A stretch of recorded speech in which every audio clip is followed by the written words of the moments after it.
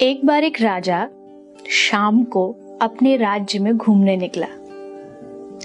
पूरे राज्य में सब कुछ देखता जा रहा था।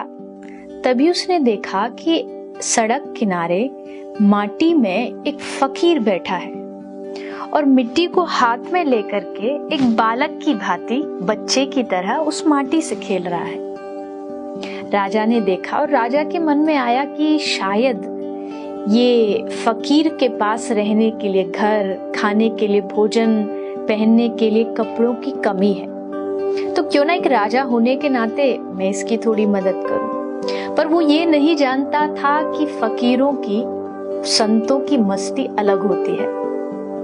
राजा गया, संत से निवेदन किया कि महाराज आप मेरे राज्य में चलो और मेरे महल में रहो, मैं आपके लिए पूरी व्यवस्था कर दूंगा।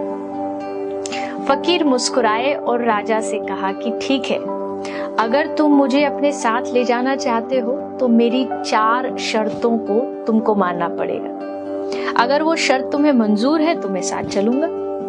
राजा ने कहा कहिए आपकी कौन सी शर्तें हैं। फकीर ने कहा मेरी पहली शर्त, मैं खूब सोऊंगा लेकिन तुम नहीं सोओगे।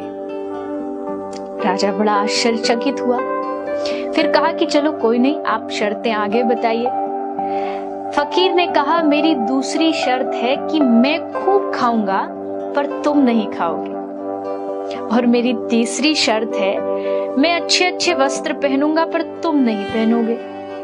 और मेरी चौथी सबसे महत्वपूर्ण शर्त है कि 24 घंटे तुम मेरे पास रहोगे और मुझे छोड़ करके कहीं नहीं जाओगे। अब राजा ये सुनकर के हंसने भी लगा और गुस्सा भी आया।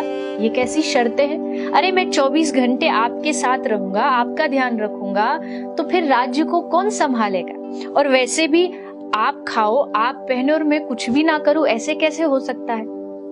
तो फकीर ने मुस्कुराते हुए कहा ये चारों शर्त तुम नहीं कर सकते, मैं तुम्हारे साथ नहीं चल सकता। क्यों?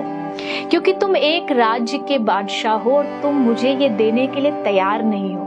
पर तुम जानते हो मेरा बादशाह यानी मेरा भगवान ये सब शर्तें मंजूर करता है। वो खुद नहीं खाता पर मुझे खिलाता है, वो खुद कभी नहीं सोता पर मुझे सुलाता है, और सबसे बड़ी बात 24 घंटे हर क्षण हर श्वास में वो मेरे साथ रहता है। वो भगवान मुझसे कभी दूर नहीं जाता। तो जब मेरे पास इतना बड़ा बादशाह है तो मैं तेरे साथ चल करके क्या करूं?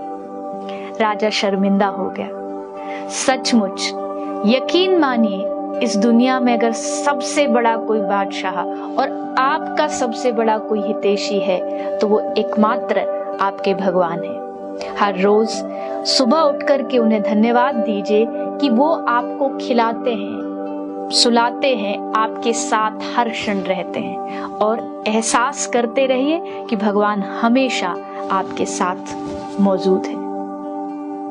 जय श्री राधे।